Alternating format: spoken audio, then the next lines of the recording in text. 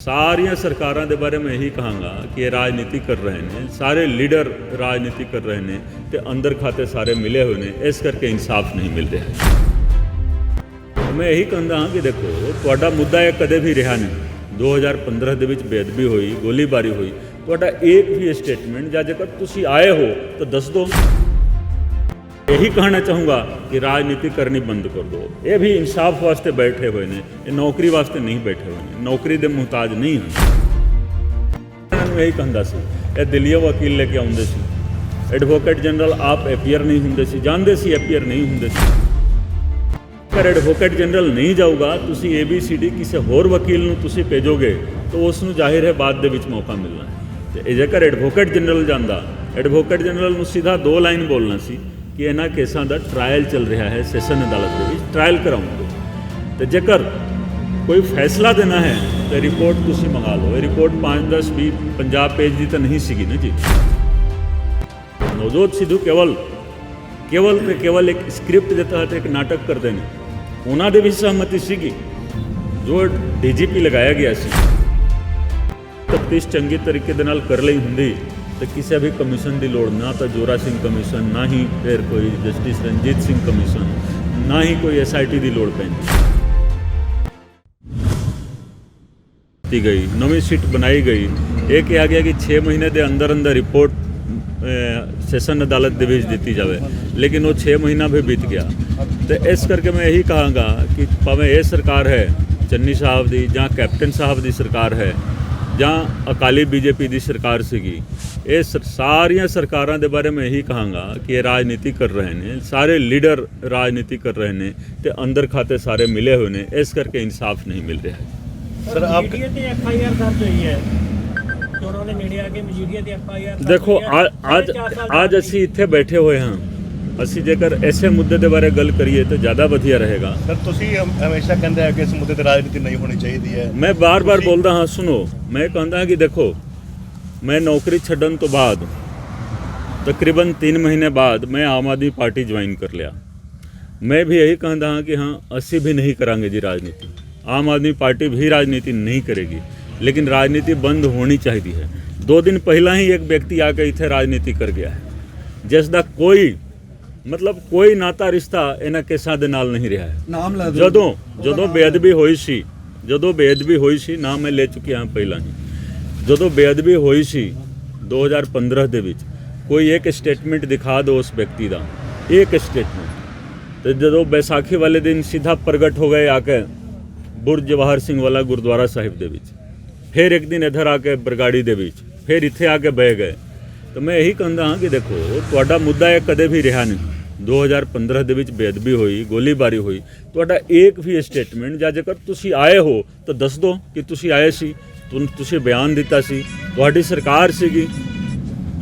तो ये सारा काम जोड़ा हो रहा है ना जी, ये सारा मतलब राजनीति तो प्रेरित है। तो मैं यही कहना चाहूँगा कि राजनीति करनी बंद कर दो। ये भी इंसाफ वास्ते बैठे हुए ने, ये नौकरी वास्ते नहीं बैठे हुए ने, नौकरी दे मुहताज नहीं हैं। तो उस चीज़ में भी गलत मतलब मोड़ देने की कोशिश की गई। तो मैं इस करके आया हाँ कि राजनीति बंद करो इस मुद्दे के उत्ते। मैं एक राजनीतिक दल का आम आदमी पार्टी का मैंबर हाँ, लेकिन मैं यही कहूँगा कि राजनीति ना करो। असी भी राजनीति नहीं करांगे, साडी पार्टी भी राजनीति नहीं करेगी। ਸਰ ਕੀ ਫਿਰ ਇਨਸਾਫ ਦੀ ਮੰਗ ਕਰਨਾ ਵਾਜਬ ਰਹੂਗਾ? ਤੁਸੀਂ ਕਲੀਅਰ ਕੱਟ ਕਹਿਤਾ, ਤੁਸੀਂ ਜੁਡੀਸ਼ਰੀ ਦੇ ਵਿੱਚ ਰਹੇ, ਤੁਸੀਂ ਖਫਾ ਹੋਏ, ਤੁਸੀਂ ਆਪਣਾ ਰਿਜ਼ਾਈਨ ਦਿੱਤਾ, ਤੁਸੀਂ ਕਿਹਾ ਪੋਲਿਟਿਕਸ ਹੋ ਰਹੀ ਹੈ, ਫਿਰ ਇਹ ਮੋਰਚਾ ਲੱਗਾ, ਦੁਬਾਰਾ ਮੋਰਚਾ ਲੱਗਾ, ਮਜਬੂਰੀ ਰਹੀ ਪਰਿਵਾਰਾਂ ਦੀ। ਫਿਰ ਹੁਣ ਇਨਸਾਫ ਦੀ ਉਮੀਦ ਕਿਤੋਂ ਕੀਤੀ ਜਾਵੇ? ਕਿਹੜੀ ਜਿਹੀ ਪਾਰਟੀ, ਕਿਹੜਾ ਜਿਹਾ ਲੀਡਰ, ਕਿਹੜੀ ਅਜਿਹੀ ਜੁਡੀਸ਼ਰੀ ਹੋਊਗੀ ਜਿਹੜੀ ਇਨਸਾਫ ਦੇਊਗੀ? ਦੇਖੋ ਮੈਂ ਚੰਨੀ ਸਾਹਿਬ ਦੀ ਜਿਹੜੀ ਸਰਕਾਰ ਹੈ ਨਾ ਜੀ, ਜਾਂ ਕਾਂਗਰਸ ਦੀ ਸਰਕਾਰ ਹੈ, ਜਾਂ नवजोत सिंह सिद्धू की सरकार है, ਜਾਂ होम मिनिस्ट्री सुखजिंदर रंधावा की है, मैं कोई मांग इन्हों को नहीं कर सकता हाँ। मैं कोई मांग करने वास्ते नहीं आया क्योंकि वो उस काबिल ही नहीं हैं। इन्होंने सारिया ने दिखा दिता है कि इन्हों की राजनीति जो है सिर्फ तो सिर्फ राजनीति वास्ते है, इस मुद्दे को राजनीतिक रंगत देना है तो इमोशनल ब्लैकमेल करके पब्लिक के इमोशनस नूं राजनीति ਦੇ ਵਿੱਚ ਤਬਦੀਲ करना है तो पावर लेना है, इस काम वास्ते ये सारा कुछ कर रहे हैं। यही चीज़ बंद होना चाहिए है। ये जिहड़ी सरकार है ਜਾਂ कैप्टन साहब की सरकार ਜਾਂ ਚੰਨੀ ਸਾਹਿਬ ਦੀ ਸਰਕਾਰ, ਅਸੀਂ ਕੋਈ ਮੰਗ ਨਹੀਂ ਕਰ ਸਕਦੇ ਕਿਉਂਕਿ ਇਹ ਮੰਗ ਕਰਨ ਦੇ ਕਾਬਿਲ ਨਹੀਂ ਹਨ, ਇਹ ਕੁਝ ਦੇ ਨਹੀਂ ਸਕਦੇ, ਇਹ ਇਨਸਾਫ ਕਰਾ ਨਹੀਂ ਸਕਦੇ ਜੀ। तो रास्ता क्या है सर आपकी नज़र में? ਰਸਤਾ ਹੈ 2022 ਦੇ ਵਿੱਚ ਇਲੈਕਸ਼ਨ ਆ ਰਿਹਾ ਹੈ, ਆਮ ਜਨਤਾ ਨੇ ਮਨ ਬਣਾ ਲਿਆ ਹੈ, ਤੁਹਾਡੀ ਪਾਰਟੀ ਇਨਸਾਫ਼ ਸਰਕਾਰ ਆਮ ਆਦਮੀ ਪਾਰਟੀ ਦੀ ਬਣੂਗੀ, ਤੁਰੰਤ ਇਸ ਮੁੱਦੇ ਨੂੰ ਸੋਲਵ ਕੀਤਾ ਜਾਊਗਾ ਜੀ, ਤੁਰੰਤ ਸੋਲਵ ਕੀਤਾ ਜਾਊਗਾ। ਸਰ ਤੁਹਾਨੂੰ ਨਹੀਂ ਲੱਗਦਾ ਜਦੋਂ 192 ਦਿਨਾਂ ਬਾਅਦ ਇਸ ਨੂੰ ਕਾਲ ਆਫ ਕੀਤਾ ਸੀ ਧਰਨੇ ਨੂੰ, ਉਦੋਂ ਨਹੀਂ ਸੀਗੀ ਨੁਮਾਇੰਦਾ ਦੇ ਇਨਫਲੂਐਂਸ ਚ ਆ ਕੇ ਕਾਲ ਚੱਕਣਾ ਨਹੀਂ ਸੀ ਚਾਹੀਦਾ ਇਹ ਜਿਹੜਾ ਧਰਨਾ ਸੀਗਾ, ਤਾਂ ਹੁਣ ਫੇਰ ਤੋਂ ਡਿਲੇ ਨਹੀਂ ਹੋ ਗਿਆ ਦੇਖੋ, ਮਸਲਾ ਇਹ। ਉਦੋਂ ਮੈਂ ਜਿਸ ਤਰ੍ਹਾਂ ਇਨਵੈਸਟੀਗੇਸ਼ਨ ਕਿਸਾਨੀ ਸੁਣੋ, ਅੰਦੋਲਨ ਜਿੱਤਿਆ ਜੀ, ਦੇਖੋ ਕਿਸਾਨਾਂ ਨੇ ਕਿ ਅਸੀਂ- ਉਸ ਟਾਈਮ ਉਹ ਅੜੇ ਰਹਿੰਦੇ ਕਿ ਅਸੀਂ ਨਹੀਂ ਇੱਥੋਂ ਉੱਠਦੇ। ਅਸੀਂ 2018 12 ਅਕਤੂਬਰ ਤੋਂ ਇਨਵੈਸਟੀਗੇਸ਼ਨ ਸ਼ੁਰੂ ਕੀਤੀ ਸੀ। 12 ਅਕਤੂਬਰ 2018 ਨੂੰ ਅਸੀਂ ਸਭ ਤੋਂ ਪਹਿਲਾਂ ਇੱਧਰ ਆਏ ਸੀ, ਸਾਰਾ ਕੁਝ ਦੇਖ ਕੇ ਗਏ ਸੀ। ਤੇ ਜਦੋਂ ਇਹ ਮੋਰਚਾ, ਉਦੋਂ ਮੋਰਚਾ ਲੱਗਿਆ ਹੋਇਆ ਸੀ ਤੇ ਅਸੀਂ ਇਨਵੈਸਟੀਗੇਸ਼ਨ ਕਰ ਰਹੇ ਸੀ। ਉਹ ਮੋਰਚੇ ਦੇ ਵਿੱਚ ਅਸੀਂ ਗਏ ਨਹੀਂ। ਹਾਂ, ਕੁਝ ਵਿਅਕਤੀਆਂ ਦਾ ਬਿਆਨ ਲੈਣਾ ਸੀ, ਕੁਝ ਗਵਾਹਾਂ ਦਾ, ਤਾਂ ਸਾਡੇ ਅਫਸਰ ਆ ਕੇ ਬਿਆਨ ਲੈ ਗਏ, ਲੇਕਿਨ ਚूंकि मैं इन्वेस्टिगेशन कर रहा सी तो इस करके उस मोर्चे के बारे में आज भी कोई बयान नहीं दूंगा, क्योंकि वो बयान राजनीति तो प्रेरित ही लगेगा। मैं पहला ही कहा कि राजनीति होनी नहीं चाहिए है इस मुद्दे के ऊपर, क्योंकि ये बहुत ही, देखो यह मुद्दा है ना, बहुत इम्पोर्टेंट मुद्दा है और बहुत सीरियस चीज़ है, और कोई भी सरकार या कोई भी लीडर इसनू मतलब सीरियस तरीके दे नाल नहीं ले रहे हैं, इस करके इनू राजनीतिक रंगत नहीं देना चाहिए है। ਸਰ ਸੁਪਰੀਮ ਕੋਰਟ ਚ ਐਕਸੈਪਟ ਹੋ ਗਈ ਸੀ, ਫਾਈਲ ਖੁੱਲ ਗਿਆ ਸੀ ਕੇਸ ਦੁਬਾਰਾ। किस केस ਦਾ? ਸੁਪਰੀਮ ਕੋਰਟ ਚ ਜਿਹੜਾ नहीं देखो, जो क्वेश्चन 9 अप्रैल ਨੂੰ ਮਾਨਯੋਗ ਹਾਈ ਕੋਰਟ ਵੱਲੋਂ ਕੀਤੀ ਗਈ, ਜੋ ਟ੍ਰਾਇਲ ਚੱਲ ਰਿਹਾ ਸੀ ਮੇਰੀ ਰਿਪੋर्ट ਦੇ ਆਧਾਰ ਤੇ, ਇਹ ਵੀ ਕਲੀਅਰ ਹੋਣਾ ਚਾਹੀਦਾ ਹੈ ਕਿ ਮੇਰੀ ਰਿਪੋर्ट ਕੁਐਸ ਨਹੀਂ ਹੋਈ ਹੈ।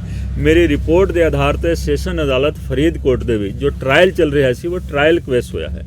ਇਹ ਲੋਕਾਂ ਨੂੰ ਪਤਾ ਨਹੀਂ ਹੈ, ਇਹ ਸੰਗਤ ਨੂੰ ਪਤਾ ਨਹੀਂ ਹੈ।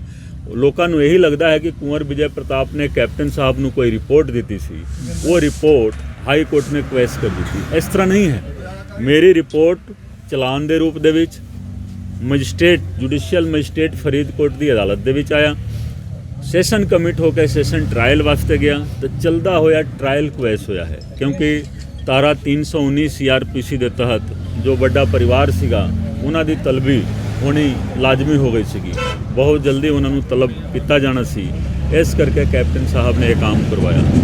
ਸਭ ਤੋਂ ਵੱਡੀ ਗੱਲ ਹੈ, ਦੋ ਚੀਜ਼ ਹੈ ਜੀ, ਜੇਕਰ ਸਰਕਾਰ ਦੇ ਵਕੀਲ ਅਦਾਲਤ ਦੇ ਵਿੱਚ ਇਹ ਕਹਿੰਦੇ ਕਿ ਇਸ ਕੇਸ ਦੇ ਉੱਤੇ ਟ੍ਰਾਇਲ ਚੱਲ ਰਿਹਾ ਹੈ, ਇਹ ਸਧਾਰਨ ਰਿਪੋर्ट ਨਹੀਂ ਹੈ, ਇਹਦੇ ਉੱਤੇ ਟ੍ਰਾਇਲ ਚੱਲ ਰਿਹਾ ਹੈ ਸੈਸ਼ਨ ਅਦਾਲਤ ਦੇ ਵਿੱਚ, ਤੇ ਟ੍ਰਾਇਲ ਹੋਣਾ ਚਾਹੀਦਾ ਹੈ, ਟ੍ਰਾਇਲ ਕੁਐਸ ਨਹੀਂ ਕੀਤਾ ਜਾ ਸਕਦਾ ਹੈ।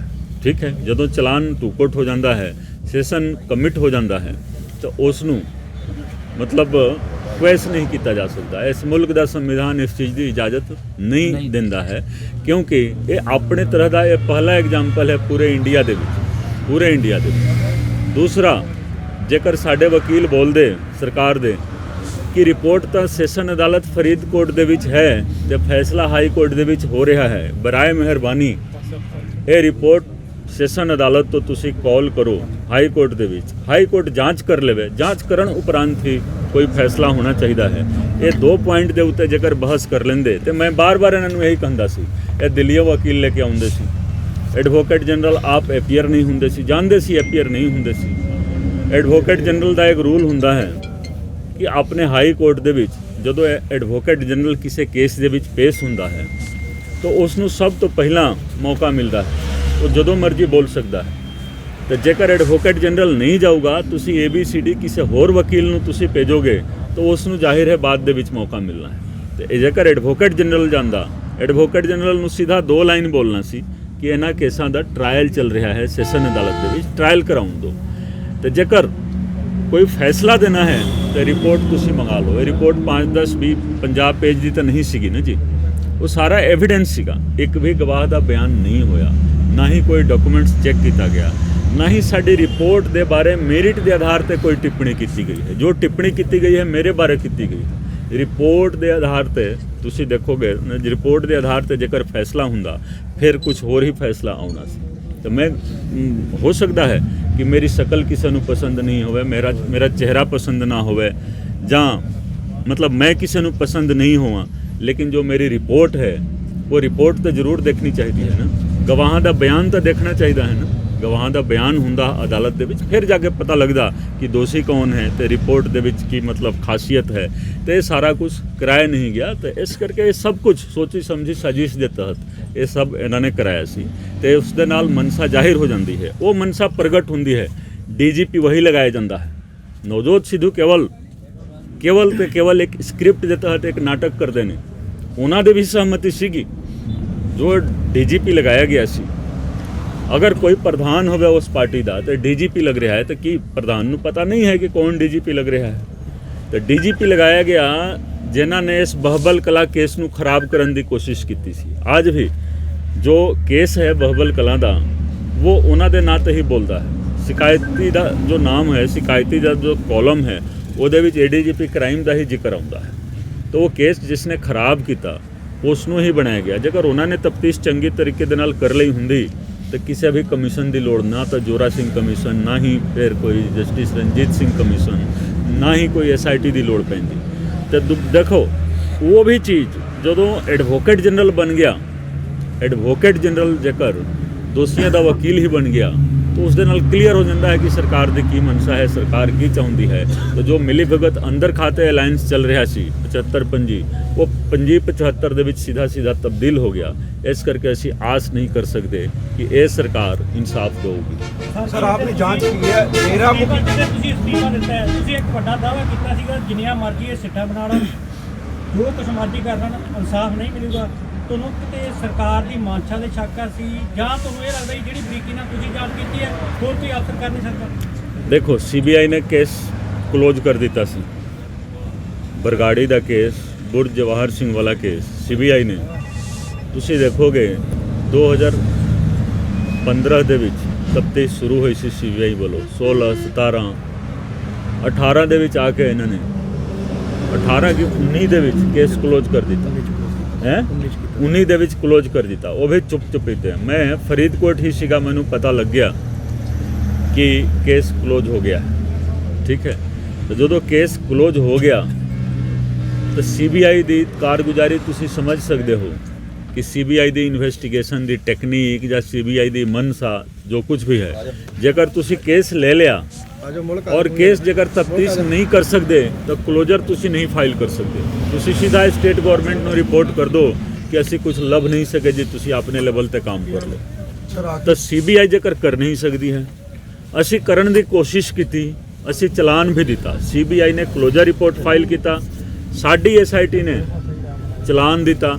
तो चलान के आधार पर अदालत के विच कार्रवाई होनी चाहिए सीगी, लेकिन उस चीज़ को क्वैश करवाया गया।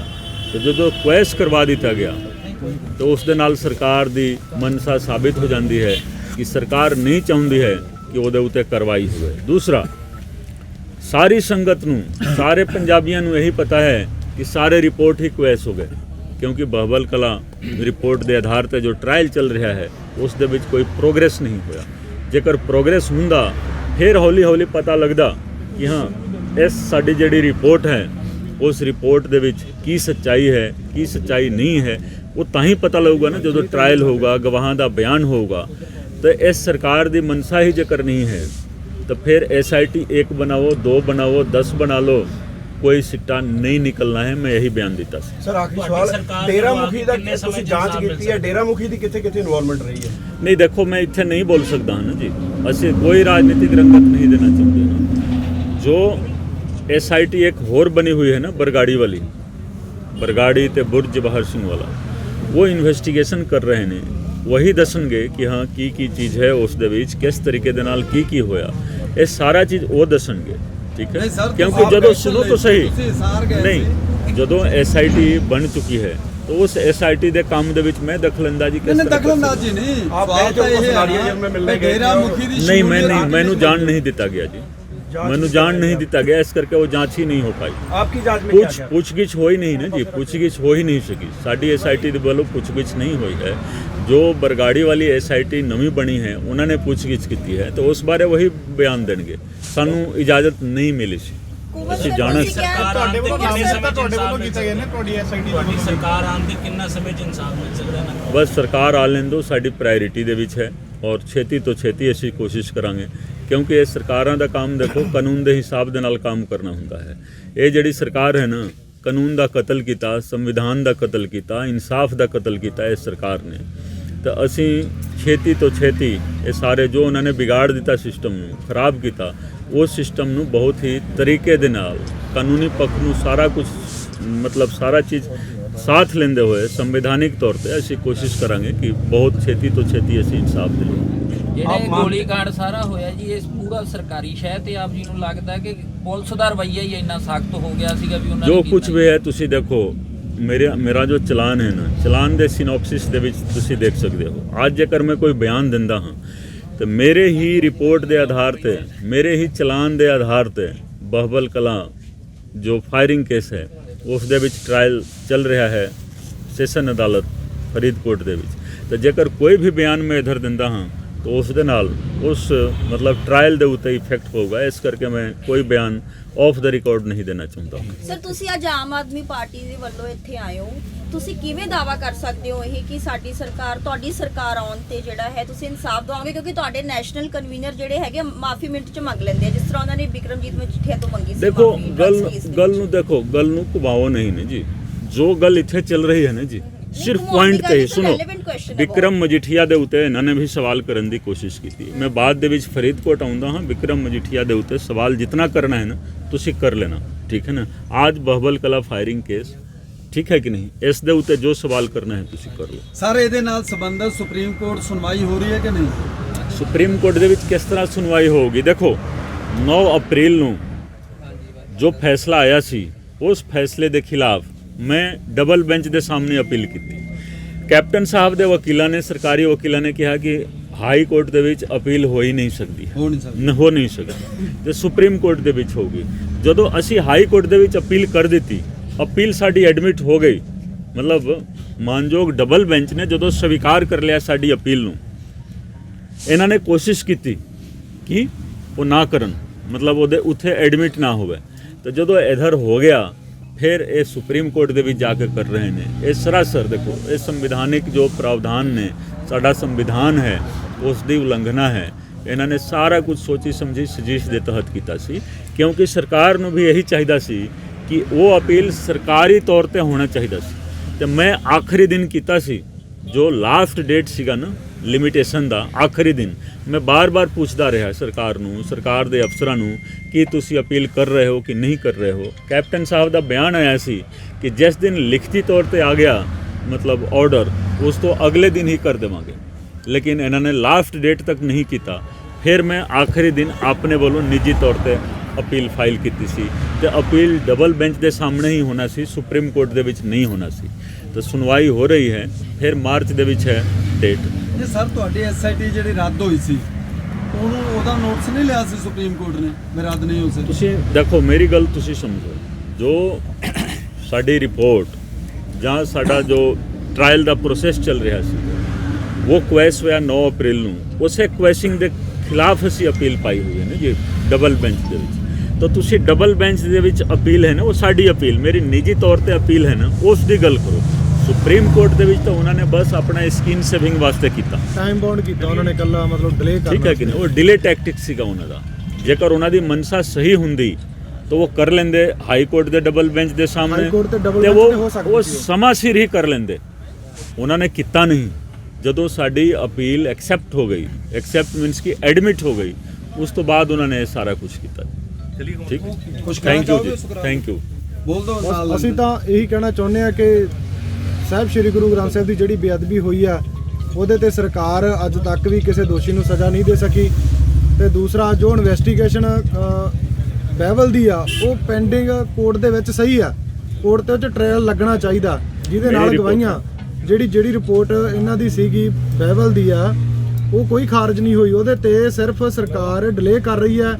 ਨਿਤ ਨਵੀਂ ਐਪਲੀਕੇਸ਼ਨ ਦੋਸ਼ੀਆਂ ਵੱਲੋਂ ਲਾਈ ਜਾਂਦੀ ਆ, ਕੋਈ ਬਿਮਾਰੀ ਦਾ ਬਹਾਨਾ ਲਾਇਆ ਜਾਂਦਾ, ਕੋਈ ਕਿਤੇ ਐਡਵੋਕੇਟ ਤੇ ਕਿੰਤੂ ਪਰੰਤੂ ਕੀਤਾ ਜਾਂਦਾ, ਸੋ ਉਹਨੂੰ ਡਿਲੇ ਕੀਤਾ ਜਾਂਦਾ। ਸਰਕਾਰ ਨੂੰ ਉਸ ਤੇ ਚਾਰਜਸ ਲਾਉਣਾ ਚਾਹੀਦਾ, ਤਾਂ ਜਾ ਕੇ ਜਿਹੜੀਆਂ ਗਵਾਹੀਆਂ ਛੇਤੀ ਹੋ ਸਕਣ ਤੇ ਉਹ ਤੇ ਜਿਹੜਾ ਟ੍ਰਾਇਲ ਆ ਸ਼ੁਰੂ ਹੋਵੇ। ਤੁਹਾਨੂੰ ਇਹਨਾਂ ਦੀ ਜਾਂਚ ਤੇ ਭਰੋਸਾ ਸੀਗਾ? ਦੇਖੋ ਜੀ ਜਾਂਚ ਤੇ ਉਹ ਕੋਰਟਾਂ ਨੂੰ ਵੀ ਆ, ਕੋਰਟ ਦੇ ਵਿੱਚ ਅੱਜ ਜਾਂਚ ਜਿਹੜੀ ਸਾਰਾ ਕੁਝ ਹੋ ਚੁੱਕਿਆ, ਅੱਜ ਕੋਈ ਵੀ ਉੱਤੇ ਐਪਲੀਕੇਸ਼ਨ ਨਹੀਂ ਲੱਗੀ ਆ, ਸਿਰਫ ਇੱਕ ਚਾਰਜਸ ਜਿਹੜਾ ਟ੍ਰਾਇਲ ਸ਼ੁਰੂ ਕਰਨਾ ਉਹੀ ਨਹੀਂ ਕਰ ਰਹੀ ਸਰਕਾਰ। ਸਰਕਾਰ ਦਾ ਪੱਖ ਉੱਤੇ ਸਹੀ ਨਹੀਂ ਆ। 1 ਤਰੀਕ ਪੈਂਦੀ ਆ, ਉਸ ਤੋਂ ਬਾਅਦ 20 ਦਿਨਾਂ ਜਾਂ ਮਹੀਨੇ ਬਾਅਦ ਦੀ ਤਰੀਕ ਪੈਂਦੀ ਆ। ਸੋ ਉਹਨੂੰ ਜਦੋਂ ਸਰਕਾਰ ਬਣਦੀ ਆ ਫਾਸਟ ਟਰੈਕ ਸ਼ੁਰੂ ਕਰਨ ਦੀ ਗੱਲ ਕਰਦੀ ਸੀ, ਤੇ ਅੱਜ ਤੱਕ ਵੀ ਉਹ ਫਾਸਟ ਟਰੈਕ ਨਹੀਂ ਸਾਨੂੰ ਦਿਸਿਆ ਜਿਹੜਾ ਸਰਕਾਰ ਉੱਥੇ ਕਰਨਾ ਚਾਹੁੰਦੀ ਸੀ।